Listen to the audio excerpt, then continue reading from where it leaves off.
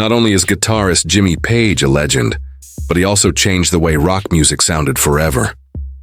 Everyone has their limits, whether they're famous or not. Page has spoken up about the guitarists he never liked, despite being 81 years old. These feuds are far from trivial or having a temporary impact. Artistic conflicts, bruised egos, and memories that hurt like hell are all themes running through these stories. Page let his admirers speculate about his true feelings toward his fellow artists for a long time, because he remained silent. However, the mask has been removed, and the reality exposes a side of Page that nobody had anticipated hearing. Biography and professional start. On January 9, 1944, Jimmy Page came into this world in West London. His mom worked as a doctor's secretary in Ireland, and his dad oversaw staff at a plastics company. When Jimmy was 8 years old, his family moved to Surrey, and that's when he first became interested in music. A vintage Spanish guitar was discovered by Jimmy at their residence. Although its origin was a mystery, Jimmy felt it was destined for him. He started playing at the age of 12. He learned the first few chords from a schoolmate, but he spent hours every day practicing and listening to recordings to master the rest. On occasion, he would even bring his guitar to class, but his teachers would promptly confiscate it till the end of the lesson. Scotty Moore's and James Burton's guitar work by Elvis Presley were particularly captivating to him, as they were to many other kids his age. The rock and roll riffs from Elvis's baby song, Let's Play House, were his initial sources of inspiration. Page was able to buy a Hufner President acoustic guitar with a pickup and an amplifier when she was 13 years old, thanks to the money she made carrying milk. He quickly upgraded from his used Futurama Grazioso to a Fender Tellier, the very instrument he had seen Buddy Holly play after buying his first electric guitar. When Page was a teenager, he performed skiffle, folk, and blues, covering songs by Elmore James, B.B. King, and Buddy Guy, among others.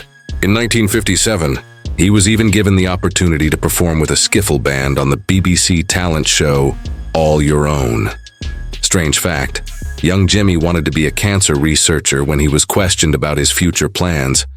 But music ended up taking over his life. Covers of songs by Chuck Berry and Jerry Lee Lewis were playing in local bands when he was 14 years old, including Malcolm Austin and the Whirlwinds. He was soon spotted by vocalist Neil Christian, who offered him a position with his group, the Crusaders, after seeing him perform for another band, the Paramounts, in front of larger crowds.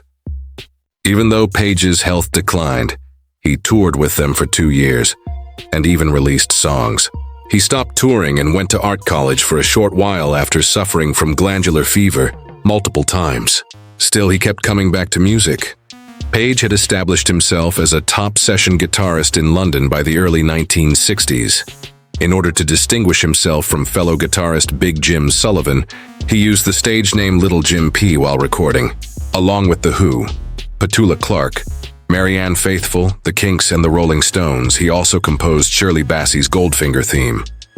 Back when he was really popular, he could be seen performing 3 times a day, 6 days a week.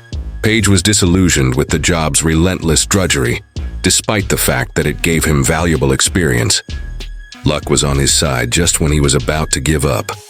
In 1966, the Yardbirds requested him to join their group. During this time of change, he formed Led Zeppelin, a band that would have a lasting impact on rock music, romantic relationships, and family dynamics. Much like his music, Jimmy Page's personal life has long been a source of fascination. He has had a string of high-profile partnerships throughout the years, some of which were characterized by intense passion, and others by a cloud of scandal. American singer-songwriter Jackie DeShannon was Page's partner in the 60s. According to most reviewers and admirers, she was the inspiration for his breathtaking work Tangerine.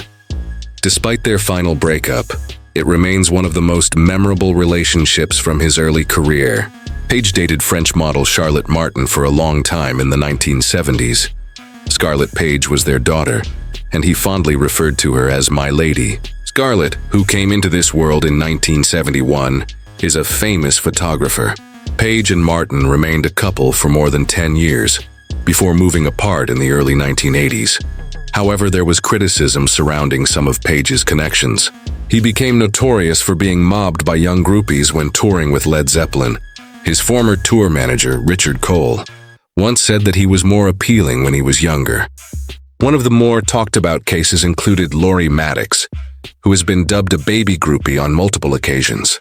Lori was allegedly 14 or 15 years old, and Page was 28 when they began dating. Much criticism and controversy has surrounded the romance, which lasted for around a year. After this turbulent period, Page's personal life settled into a more traditional pattern. He wed waitress and model Patricia Ecker in 1986. In 1988, she became a mother to James Patrick Page, his son. However, the marriage was unsuccessful, and the pair filed for a divorce in 1995. Page remarried that same year. He wed Gima Gomez Paracha for the second time after meeting her on the No Quarter Tour in Brazil with Led Zeppelin. They had 2 more children, Sophia Jade, born in 1997, and Ashen Josine, born in 1999. After Page adopted Jana's daughter, they had a family together, but their marriage eventually fizzled out, and they divorced in 2008. When Page began seeing Scarlett Sabbath, a poet and actress 45 years his junior, in 2014, their relationship became public knowledge. Despite all the attention their romance received, the couple has remained together and is a common sight at events where they support each other's artistic pursuits, reflecting the intensity of his legendary music career. Jimmy Page's relationships in all these chapters are a mix of passion, intricacy, and controversy. Mysteries and dwellings. The homes that Jimmy Page has owned throughout the years are quite remarkable. Everything that he has created reflects his achievements and his love of the past, architecture, and, at times, the unknown. His dwellings were not dwellings. In his past, they played a role, and in Led Zeppelin's they did as well. Page bought the Temps Pangbourne, Berkshire boathouse in 1967, when he was still a yardbird. A pivotal point in rock history was this riverside home. Led Zeppelin's founding members, Page and Robert Plant, had their first official meeting there in the summer of 1968. Page saw more than just a home in the boathouse. It was the birthplace of a legendary band. It was in 1972 when Page bought the London Tower House from actor Richard Harris. There was nothing else like the house, constructed by William Burgess, a leading figure in the 19th century Gothic revival. The pre-Raphaelite movement and Burgess's architecture captivated Page. Therefore, becoming the proud owner of the house meant entering a world he had admired since he was a teenager. He expressed his admiration for art, history, and music by saying it was a fantastic world to explore. There are ties between Page and the Mill House in Windsor, which is also associated with the music of Led Zeppelin. It was Page's from 1980 to 2004. The home first belonged to actor Michael Caine, but it became famous as the site of the 1980 accidental death of Led Zeppelin drummer John Bonham. From the early 1970s until the early 1990s, Haya owned Scotland's Boleskine House, which became his most infamous possession. Scenes from Zeppelin's film, The Song Remains the Same, were even shot on the hillside below the house, adding to its legendary stature. The estate had previously belonged to the renowned occultist Aleister Crowley, whose idol, Page, was a resident. The famous architect Edwin Lutyens had designed parts of Plumpton Place in Sussex, which he also owned. With Page filmed on the lawn playing a hurdy-gurdy, this house featured in the song also stays the same. His subsequent residence was Lutyens' Denery Garden in sunny Berkshire, although it had been commissioned by Edward Hudson. There was mystery, intrigue, and unique personality at each of these homes. It was clear from her tastes in art, architecture, and the supernatural that Page's interests went well beyond music. Mood swings, insanity, and inspiration. When asked about the impact of drugs on his life during Led Zeppelin's heyday, Jimmy Page has always been forthright. Looking back on his experiences, he confessed in a 2003 interview with Guitar World, "I can't speak for the other band members, but for me, drugs were an integral part of the whole thing. Right from the beginning, right to the end, the 1970s were particularly out of control." After the band's 1973 North American tour, Page admitted to writer Nick Kent, "Oh, everyone went over the top a few times. Yes, I did, and I must admit, I am not too clear on what exactly transpired. They were plainly suffering from the excesses of their fame, fortune, and continual touring. Things became much worse by 1975. While working on the album Presence recording, Page began abusing heroin. Richard Cole, the tour manager, claims that Page later admitted that he had also developed an addiction at that period. His health and performance were both negatively impacted by his addiction. Fans noticed Page's addiction during Led Zeppelin's 1977 North American tour. He began to lose a lot of weight, and his guitar playing got worse. His addiction changed more than just his music. It also changed the chemistry of the band. He drifted farther and further away from Robert Plant as he grew increasingly reclusive. This continued into the recording space. During the 1978 sessions for In Through the Outdoor, John Paul Jones had a far greater impact than Page. This occurred in part because Page's addiction caused him to miss a lot of studio time. Page supposedly beat his heroin addiction in the early 1980s. However, narcotics were still a part of his life. Both in 1982 and 1984, he was apprehended for the possession of cocaine. 12-month conditional discharge was granted to him in the first instance. A fine was all that was due, even though a second arrest often carries a heavier penalty. Page disputed accusations that heroin characterized him in an interview with Musician magazine in 1988, saying, "Do I look as if I'm a smack addict? Well, I'm not. Thank you very much." He continued to stand by his decisions even years later. "I don't regret it at all because when I needed to be really focused, I was really focused." That's it. Both Presence and In Through the Outdoor were only recorded in 3 weeks. That's really going some. You've got to be on top of it, Page said in 2003, when Q magazine asked him if he ever regretted being so deeply into heroin and cocaine. So now we can get to the most interesting part of the video. The 6 guitarists that Jimmy Page despised the most. Hey there, Jeff Beck. Few guitarists have the fabled stature of Jimmy Page and Jeff Beck. Their shared origins in the London of the 60s allowed them to take the electric guitar in daring new directions. Even in the Yardbirds, they shared the stage for a fleeting but unforgettable moment. There was respect between them, but there was also friction. In the mid-1960s, while Beck was already well known for his fierce playing style, he met Page while they were both members of the Yardbirds. Page joined later, first as a bassist and subsequently as a guitarist. Having 2 musical talents on guitar in the same band was exciting, but it wasn't always easy. Even Page admitted that there were occasions when the partnership was tense. He elaborated by saying that sometimes it worked wonderfully, and other times it didn't. Even if Jeff would be saying something completely different, I would discover that I was actually carrying out my duties as expected. That one quote conveys a great deal. While Beck frequently played based on instinct, making unexpected twists on stage, Page was methodical and concentrated. This fusion of genres created shows that were truly thrilling for the fans. However, it did cause some friction for the musicians on occasion. With 2 such formidable guitarists going in opposite directions, the Yardbirds weren't sure how to handle the situation. The story of Beck's Bolero has one of the clearest instances of their rivalry. Beck, Page, Keith Moon of The Who, John Paul Jones, and Nicky Hopkins were all part of the 1966 recording of the song. Some consider it an early heavy rock instrumental that foreshadowed Led Zeppelin's style. However, disagreements about who should be acknowledged have persisted over time. Major contributions came from both Beck and Page, who later asserted ownership of the underlying concepts.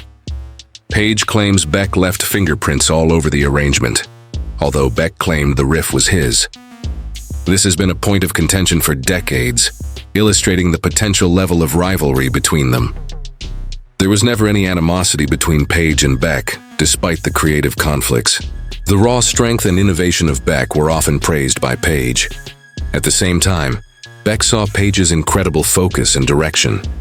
Despite the fact that their approaches were diametrically opposed, the rivalry between these 2 musical talents was not based on animosity, but on a desire to share a stage. Looking back, the Page-Beck period appears to have been a perfect storm.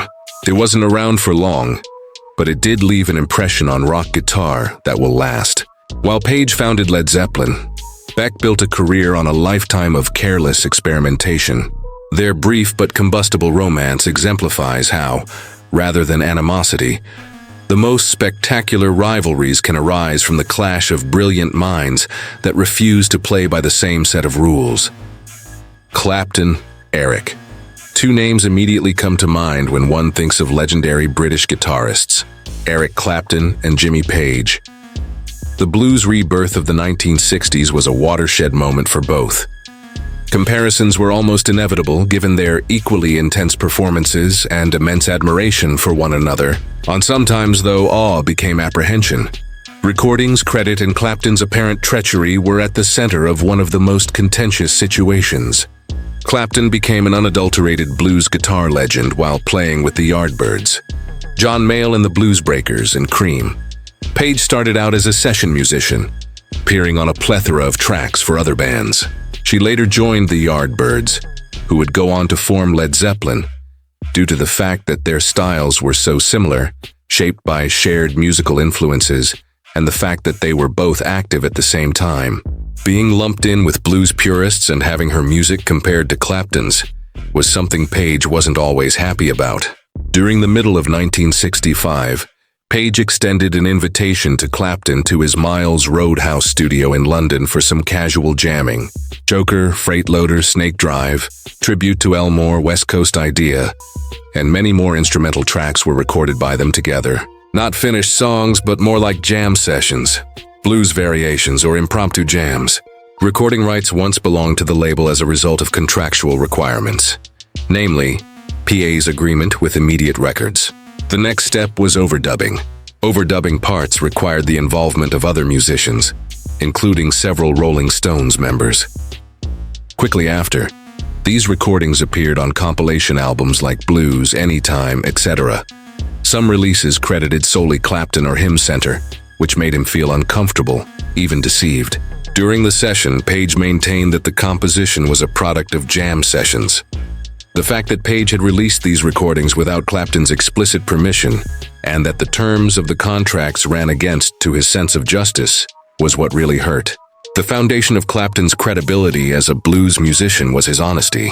Things like authenticity and control of credits were crucial, so he believed that was being breached when cassettes of unofficial jams were turned into commercially published songs, especially when Who Was to Blame was murky.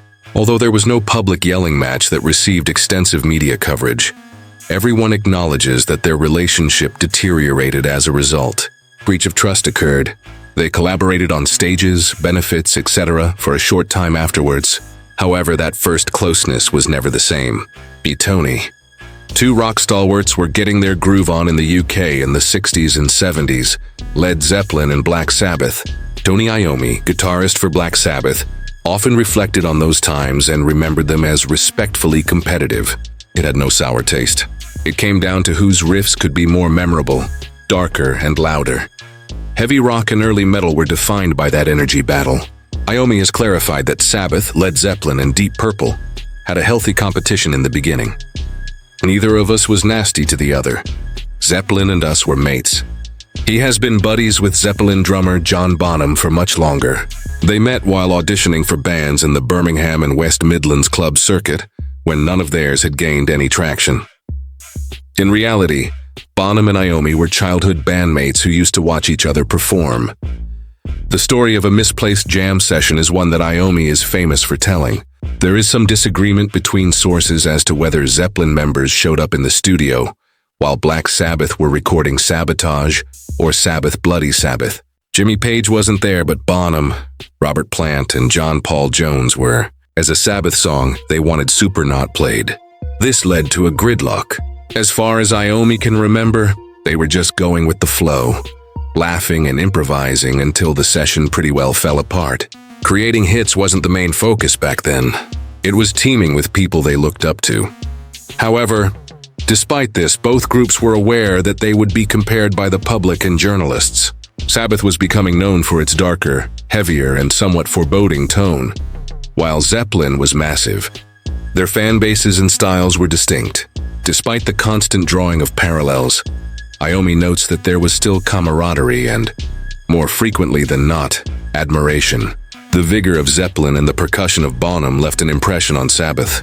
The raw heaviness of Sabbath and the riff writing of Iommi were both impressive to Zeppelin. Competition is not necessarily divisive, as this rivalry shows. Sometimes it motivates, whether intentional or not. The two bands put each other under musical pressure. Some of the most iconic rock songs of the era were inspired by that dynamic. It was not uncommon for Page, Iommi, Plant, and Bonham to all be pushing and growing at the same time. On occasion, it even entailed cordial rivalry based on mutual regard. Blackmore, Ritchie. When it comes to talking about other guitarists, Ritchie Blackmore has never been one to hold back his opinions. He was a part of the same early British rock scene as Jimmy Page. In the early 1960s, they even worked together in sessions. Although many others did, Blackmore did not always bask in the public adulation. Times his comments on Page and Eric Clapton were critical, if not insulting. Blackmore was asked about his favorite contemporaries in a 1975 interview with International Musician and Recording World, and his response made some people look askance. In response, he stated, "I like Jeff Beck, he's my favorite guitarist. I'm not too struck on Jimmy Page and Eric Clapton. I never saw what was in Clapton at all." He went on to say that Clapton was a terrific singer, which seemed more like a backhanded compliment given the circumstances. It sounded like Blackmore thought Page and Clapton were either too famous or didn't make an impression on him to the extent he'd hoped. Still, there's more to the story than just hostility. Blackmore was outspoken about his admiration for Page too, especially for his early abilities. He spoke of meeting Page in the early 1960s, around 1964 or 1965, while they were both working as session musicians in a subsequent interview documentary. Blackmore noticed something unusual about him even at that early stage. Page, he said, had star quality. He was confident, cool, and a better guitarist than most of his peers. In addition, Blackmore mentioned that during their initial sessions of playing together, he noticed Page performing things that nobody else was. The dynamic is intriguing because Blackmore seems to criticize guitarists on uncommon axes. Improvisation, creativity, technical accuracy, and musical purpose are qualities that he highly values. On occasion, more so than ostentatious display or fame. Therefore, whenever Page or Clapton became famous all over the world, Blackmore would stand up and protest, not because he was malicious, but because he was convinced that maybe the guitar playing that the masses admired wasn't necessarily the best.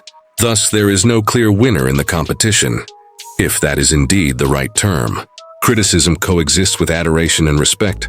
Fans and journalists started comparing them because of their shared origins, which Blackmore thought was unfair at times. Even if he did recognize Pa's skills early on, the friction between his criticism and admiration for Pa's playing is intriguing. It's not hate, but rather high standards, pride, and Blackmore's clear idea of what constitutes outstanding guitar playing. Townshend. Pete Townshend and Jimmy Page were two of the most recognizable names in British rock from the 1960s to the 1970s. A big impression was made early on by The Who's Townshend. The power chord technique, the driving rhythms, and the showmanship he possesses. Eventually, Page would co-found Led Zeppelin, after bursting onto the scene as a session guitarist. Fans, critics, and even the press began to draw parallels between the two because of their status as trailblazers in the development of guitar playing. Some of The Who's sonic characteristics may have been appropriated or stolen by Led Zeppelin, according to Townshend's interviews. For example, in an interview he gave to the Toronto Sun in 2019, he said things like, "We have been copied by so many bands, mainly by Led Zeppelin, regarding the employment of heavy bass, heavy drums, and loud theatric guitar solos." He also said that when Led Zeppelin became so much bigger than The Who, comparisons were not fair to him.